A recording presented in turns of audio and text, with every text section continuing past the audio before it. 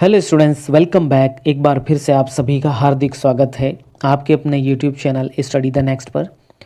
आज के वीडियो में हम क्लास 8th की एट ग्रेड इंग्लिश के lesson 5 the माइजर and his gold poem के सारे क्वेश्चंस और सारे सॉल्यूशंस को देखेंगे। तो आइए प्रारंभ करते हैं इस पाठ को।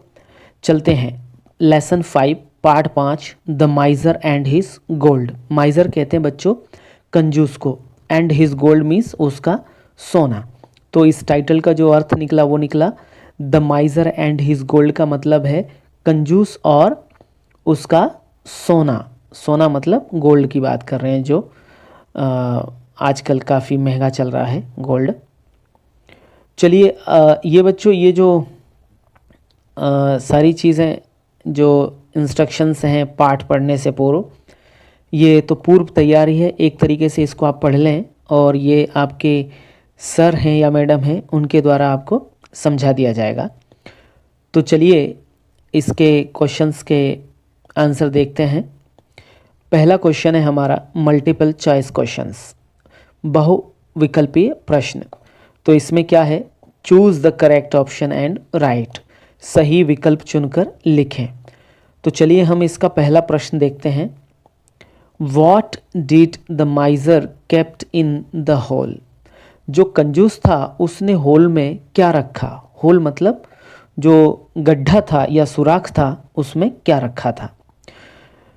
तो इसका पहला आंसर है क्लॉथ्स कपड़े, शूज़ जूते, ट्रेजर खजाना, बुक्स किताबें। तो बच्चों आपको अच्छे से मालूम है जो the माइजर and his gold poem है, इसमें जो कंजूस था उस कंजूस ने अपना उस गड्ढे के अंदर खजाना छुपा के रखा था। चलिए दूसरा क्वेश्चन देखते हैं हम। Who came running up when the माइजर made a terrible clatter. Terrible clatter कहते हैं यहाँ पर भयानक शोर मचाना या एक तरीके से ज़ोर ज़ोर से आवाज़ करना, उपद्रव मचाना। तो इसका हिंदी अर्थ समझते हैं। हु केम रनिंग अप, कौन दौड़ते हुए आया, व्हेन द माइजर, जब कंजूस ने, मेड अ टेरिबल क्लैटर मतलब भयानक या ज़ोरदार आवाज़ की या ज़ोरदार तरीके से वह चिल्लाया या उसने शोरगुल किया, उस समय दौड़ते हुए कौन आया। तो इसका पहला इसका ऑप्शन है रिलेटिव्स, उसके रिश्तेदार, रॉबर्स लुटेरे, सी फ्रेंड्स दोस्त, और चौथा है नेबर्स। नेबर्स मीन्स पड़ोसी।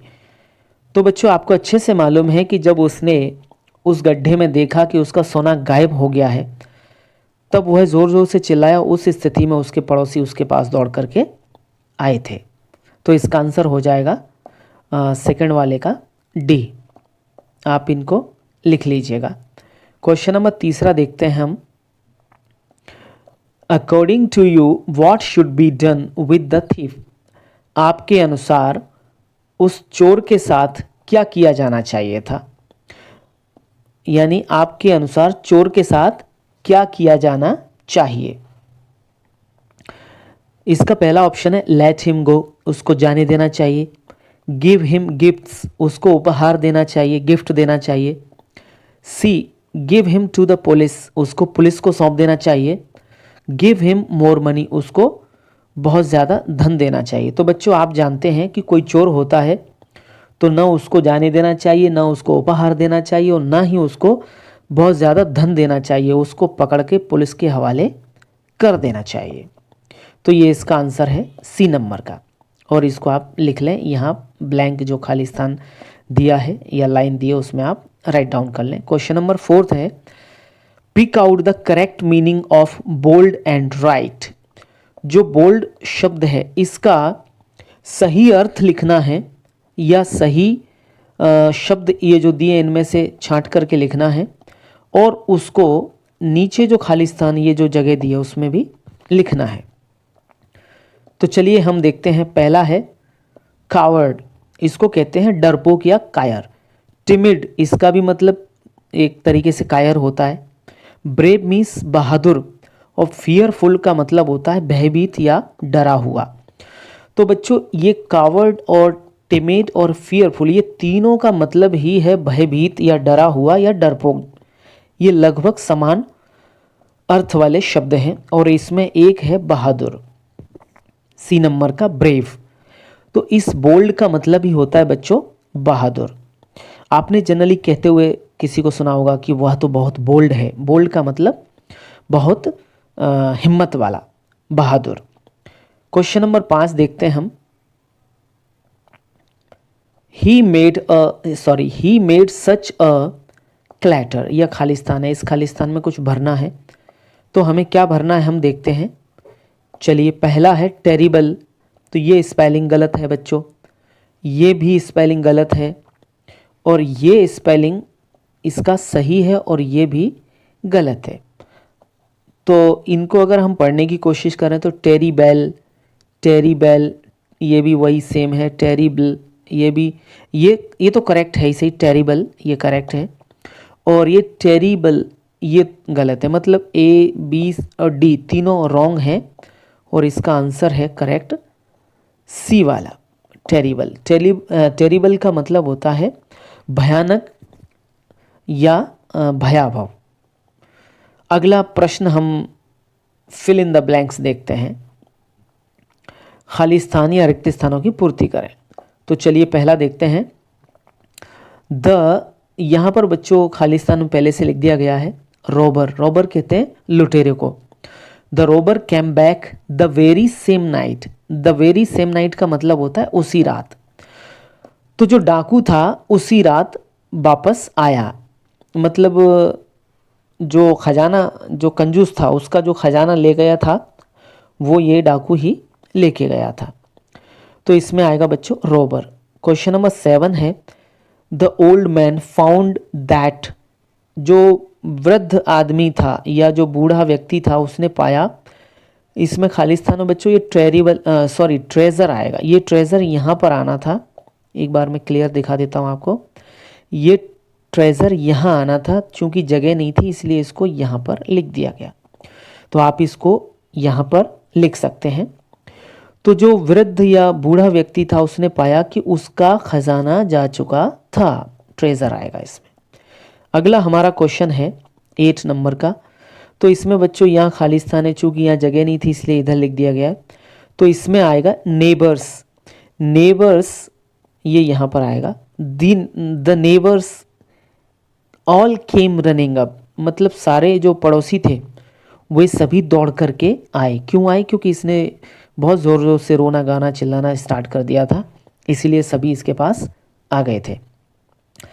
अगला क्वेश्चन है question number 9। Rhyming word for the clatter. Clatter के लिए राइमिंग वर्ड क्या है? तो इसके लिए बच्चों राइमिंग वर्ड का मतलब सबसे पहले फिर समझ लीजिए। ऐसे शब्द जिनकी लास्ट में जो अंतिम आवाज़ है वो एक जैसी हो, इनको हिंदी में कहते हैं तुकांत शब्द। क्या कहते हैं बच्चों? तुकांत शब्द। अब मैं आपको इंग्लिश में जैसे हिंदी में बताता हूँ। सबसे पहले कोई नाम है रीना, तो इसका नाम टीना, मीना, ये सारे इसके राइमिंग वर्ड्स हो गए। राइमिंग वर्ड्स मतलब समान अंतिम जो आवाज़ है वो लगभग सेम आ रही है। तुकबंदी वाले जो शब्द हैं। अब इनको हिंदी इंग्लिश में समझते हैं। जैसे कि मे, तो इसका हो जाएगा डे। ठीक है।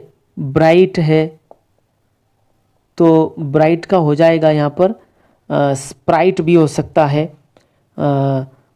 और मतलब वर्ड्स हैं जो कि सेम ध्वनि वाले आएंगे। और टाइट भी हो सकता है, जैसे लाइट है तो लाइट का हो जाएगा ब्राइट हो जाएगा, लाइट का ब्राइट हो जाएगा।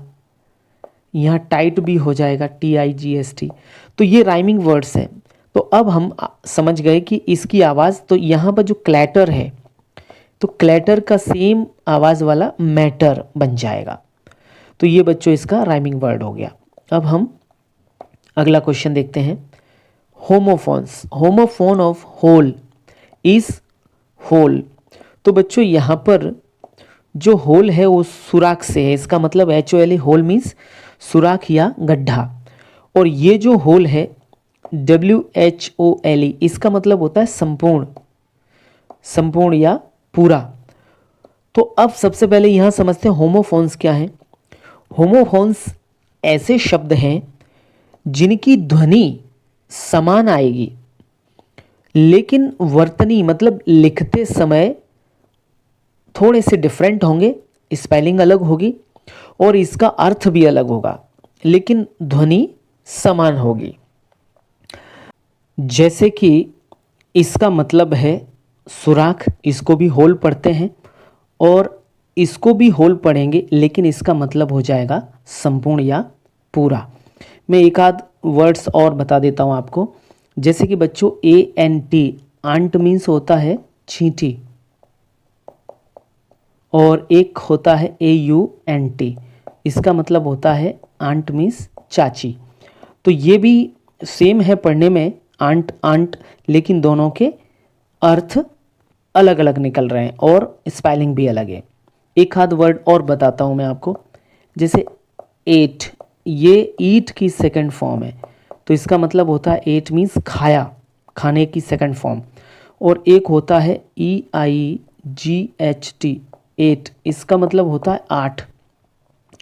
तो यहाँ पर भी इनकी स्पेलिंग भी अलग है और इनके अर्थ भी अलग हैं, लेकिन साउंड इनका मतलब उच्चारण एक जैसा है, एट एट। चलिए अब हम नेक्स्ट क्वेश्चन की तरफ चलते हैं। Very short answer type questions. तो इसमें देखते हैं, answer the following questions in one word और वन सेंटेंसेस।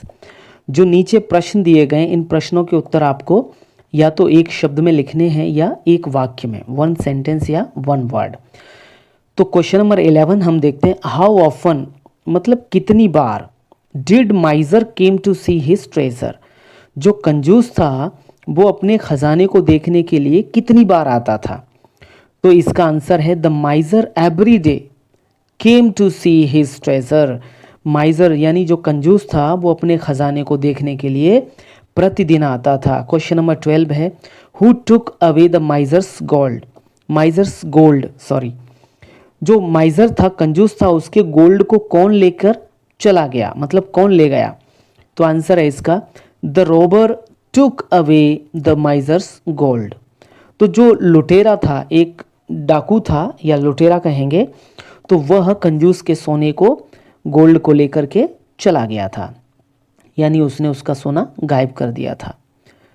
क्वेश्चन नंबर 13 है, what is the rhyming word for gold, gold का राइमिंग वर्ड क्या है।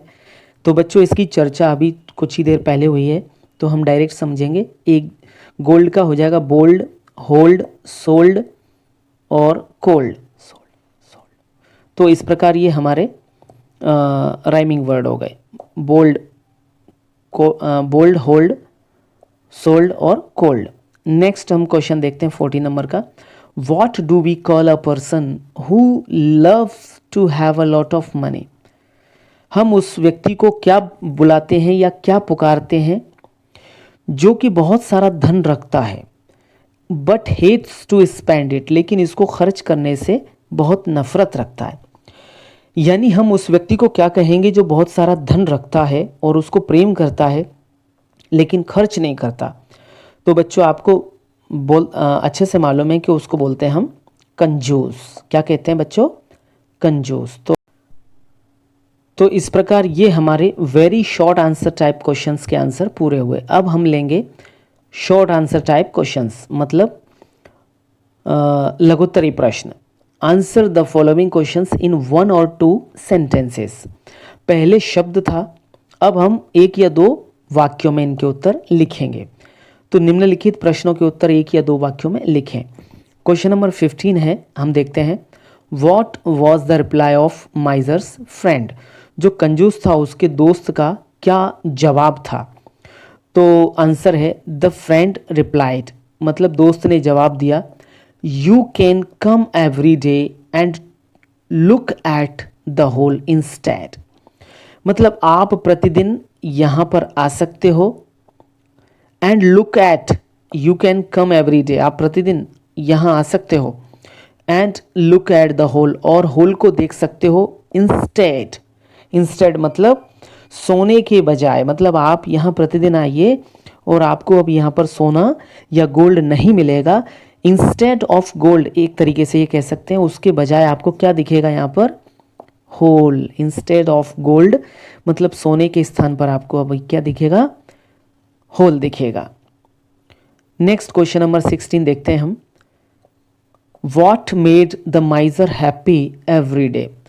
ऐसी कौन सी बात थी जिसने कंजूस को प्रतिदिन हैप्पी बना दिया था, मतलब उसको प्रसन्न रहने पर मजबूर कर दिया, या ये कह सकते हैं वो ऐसी कौन सी बात थी जिससे वह प्रतिदिन प्रसन्न रहता था। तो सीइंग ट्रेजर, ये बच्चों मेड है, MADE। सीइंग ट्रेजर खजाने को देखना, उसके लिए क्या था, made the माइजर happy every day. जो प्रतिदिन वह जब खजाने को आकर के देखता था उस होल को, तो उसको उससे बहुत सारी खुशी मिलती थी। यानी खजाने को देखने की जो उसकी जो इच्छा थी, लालसा थी, उसने उसको प्रतिदिन खुश बनाए रखा। नेक्स्ट क्वेश्चन हमारा है 17। If you were in place of the miser, यदि आप कंजूस के स्थान पर होते, how would you have reacted on your stolen treasure? तब आप अपने चोरी हुए खजाने पर क्या प्रतिक्रिया देते? तो इसका आंसर है, if I were in place of the miser, यदि मैं कंजूस के स्थान पर होता, I would try to find the lost treasure, तो मैं जो खजाना खो गया था या जो लॉस्ट ट्रेजर था, मैं उसको ढूंढने की कोशिश करता। और बच्चों अगर इसमें हम और आगे बढ़ाना चाहें तो हम कह सकते हैं कि मैं मतलब पुलिस को कंप्लेंट करने की भी कोशिश करता। तो इतना ही काफ़ी है वैसे। क्वेश्चन नंबर 18 हम देखते हैं। Right the rhyming word for given words. ये जो नीचे जो शब्द दिए, इन शब्दों के अपने को क्या लिखने हैं, राइमिंग वर्ड, और इनकी चर्चा बच्चों अभी पहले हो चुकी है। तो हम डायरेक्ट देखते हैं। टुक का हो जाएगा लुक, बुक। डे का हो जाएगा से, मे, वे। मेड का हो जाएगा ट्रेड, फेड। प्लेजर का हो जाएगा ट्रेजर। तो ये हमारा सारे राइमिंग वर्ड्स हो गए। नेक्स्ट क्वेश्चन हम लॉन्ग आंसर टाइप क्वेश्चंस के अंतर्गत देखते हैं। तो बच्चों इसमें सबसे पहले हम क्वेश्चन नंबर 19 को पढ़ते हैं। Write a letter to the collector of your district complaining about the frequent theft in your area. आप अपने कलेक्टर साहब को एक पत्र लिखिए और उसमें क्या मेंशन करना है, complaining about the frequent theft in your area. आपके क्षेत्र में फ्रीक्वेंट थेफ्ट, इसका मतलब है जो बार बार चोरी की घटना हो रही है, उसके संबंध में आपको कलेक्टर साहब को शिकायत के रूप में एक पत्र लिखना है। तो चलिए हम देखते हैं। टू द कलेक्टर, ये बच्चों हम संबोधन लिख लेंगे यहाँ पर। कलेक्टर ऑफिस रतलाम, हम यहाँ पर रतलाम डिस्ट्रिक्ट ले रहे हैं। आप यहाँ पर मध्य प्रदेश का कोई भी डिस्ट्रिक्ट ले सकते हैं, इंडिया का किसी भी स्टेट का आप डिस्ट्रिक्ट लिख सकते हैं। डिस्ट्रिक्ट रतलाम, मध्य प्रदेश। आप यहाँ पर अपना डिस्ट्रिक्ट लिखें और अपना स्टेट का नाम लिखें, और डेट अपने आप से अपने हिसाब से आप लिख दें। सब्जेक्ट क्या है, complaint about frequent theft in our area, मतलब हमारे क्षेत्र में जो लगातार या बार बार जो चोरी की घटनाएं हैं उनसे संबंधित शिकायत। तो यहाँ सर महोदय, I would like to inform you that, मैं आपको सूचित करना चाहता हूँ कि many thefts have happened in our area recently, कि हमारे क्षेत्र में रिसेंटली में अभी अभी, इसका मतलब है अभी अभी, रिसेंटली का मतलब अभी अभी कुछ घटनाएं हो चुकी हैं। किससे संबंधित, चोरी से संबंधित, मतलब हमारे क्षेत्र में चोरी से संबंधित अभी अभी कुछ घटनाएं हो चुकी हैं। वी आर फीलिंग स्केयर्ड, हम बहुत डरा हुआ या भयभीत महसूस कर रहे हैं या डर गए हैं। Some of houses were robbed at last night, और कुछ घरों में पिछली रात चोरी की घटनाएं हुई हैं, मतलब उनका सामान चुराया गया है। So I request you to increase police patrolling, बच्चों यहाँ आर है और ओ है, यहाँ आर और ओ है। So I request you to increase, इसलिए मैं आपसे निवेदन करता हूँ, किस लिए? पुलिस पेट्रोलिंग बढ़ाने के लिए। इंक्रीज मतलब बढ़ाने के लिए, पुलिस पेट्रोलिंग, पुलिस का गश्त बढ़ाने के लिए। कहाँ पर? इन अवर एरिया एट नाइट, रात्रि के समय अपने क्षेत्र में पुलिस की गश्त बढ़ाने के लिए मैं आपसे निवेदन करता हूँ। एंड टेक नेसेसरी एक्शन, और किस लिए निवेदन करता हूँ? कि कृपया आवश्यक कार्रवाई भी करें। किस लिए? टू स्टॉप दीज थेफ्ट्स, और जो चोरी की घटनाएं हो रही हैं बार बार, उनको रोकने के लिए आवश्यक कार्रवाई करने की कृपा करें या कष्ट करें। ये बच्चों पेट्रोलिंग है, ये बार बार मिट रहा है, इसको आप एक बार देख लीजिए। सॉरी फिर मिट गया, पेट्रोलिंग, ये PATROLLING, यहाँ पर स्पेलिंग ही पूरा गलत हो गया है, तो इसको एक सेकेंड ठीक कर दिया जाता है। अभी एक सेकेंड आप वेट करें प्लीज़, इसकी स्पेलिंग लिख देते हैं। पेट्रोलिंग, PATROLLING, ये patrolling. In our area at night, आपने अर्थ समझ लिया। यहाँ पर योर से सिंसियरली ये लिख दें और नेम लिख दें और डेट लिख दें आपके हिसाब से। तो इस प्रकार ये हमारा लॉन्ग जो क्वेश्चन था वो पूरा हुआ। अब हम देखते हैं इसको, क्वेश्चन नंबर 20 को। तो क्वेश्चन नंबर 20 में क्या है बच्चों? Read the notice carefully and answer questions given below. इस नोटिस को आपको अच्छे से पढ़ना है, सावधानी पूर्वक पढ़ना है और इसके उत्तर ठीक ठीक देना है। तो चलिए, मॉडर्न हाई स्कूल है, नोटिस है ये, सितंबर 3, 2024, मतलब 2024 की बात है, 3 सितंबर की। लॉस्ट पर्स, पर्स खोया, उसके संबंध में एक नोटिस है। It is hereby noticed, यहाँ ये सूचना दी जाती है that a black coloured purse, कि एक काला रंग का पर्स, या इसको पर्स को क्या कहते हैं हिंदी में?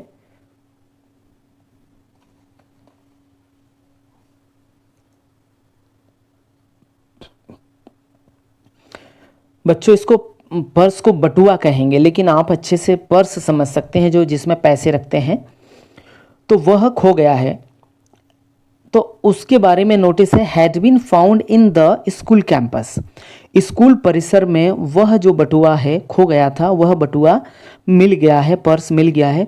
इट कंटेन्स सम कैश, इसमें क्या है? कुछ कैश है। कंटेन्स का मतलब इसमें एकत्रित है, इसके अंदर क्या है? कुछ कैश है। एंड आईडीज इन इट, और इसके अंदर क्या है? कुछ आईडीज हैं। The owner of the purse is requested to collect it from the staff room after proving identity. Proving identity का मतलब है अपनी पहचान सिद्ध करने के पश्चात वह जो भी इसका ओनर है वह क्लासरूम से, सॉरी स्टाफ रूम से इसको कलेक्ट कर ले। उसको ऐसा रिक्वेस्ट किया जाता है कि जो इसका मालिक है वो अपनी पहचान बताए और इसको स्टाफ रूम से कलेक्ट कर ले। Rohit Roy, school captain. तो ये नोटिस जो लिखा है वो रोहित रॉय जो स्कूल के कप्तान हैं या कैप्टन है, उन्होंने लिखा है। अब बच्चों इसके क्वेश्चंस के जो आंसर्स हैं वो हमको देने हैं। तो what is the notice about, मतलब नोटिस किसके बारे में? तो आपको मालूम है, लॉस्ट पर्स, खोया हुआ पर्स या खोया हुआ बटुआ। तो दूसरा है, ये इसका आंसर हो गया। दूसरा है what does the purse contain, purse के अंदर क्या था? तो बच्चों आपको मालूम है the purse contains some cash and IDs in it, इसके अंदर कुछ आईडी थी और कुछ कैश था। तो ये आप इनको आंसर्स को लिख लीजिएगा। नेक्स्ट हम क्वेश्चन नंबर 3 देखते हैं। Where can the owner collect the purse from, जो इसका मालिक था वो इस पर्स को कहाँ से ले सकता है, कहाँ से कलेक्ट कर सकता है?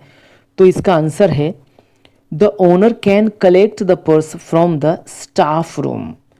जो इसका ओनर है वो इस पर्स को स्टाफ रूम से कलेक्ट कर सकता है। इसमें चाहे तो ये भी लिख सकते हैं कि अपनी आइडेंटिटी बताने के बाद, प्रूफ करने के बाद वो इसको कलेक्ट कर सकता है।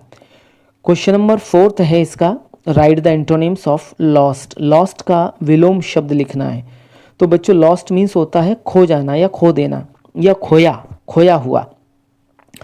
तो इसका जो लॉस्ट का विलोम होता है वह होता है पाना, मतलब प्राप्त किया हुआ, फाउंड। लॉस्ट का इंग्लिश में हो गया फाउंड। एक क्वेश्चन नंबर 5 है, गिव वन वर्ड फॉर। एक शब्द लिखना है, तो किसके लिए? अ पर्सन हु ओन्स समथिंग। कोई भी व्यक्ति जो जिसके मतलब स्वामित्व रखता है, जिसकी मालिकी कह सकते हैं, या उसकी जो धन है उसका स्वामी होता है, तो उसको क्या कहते हैं? उसको कहते हैं बच्चों ओनर। ओनर मतलब मालिक।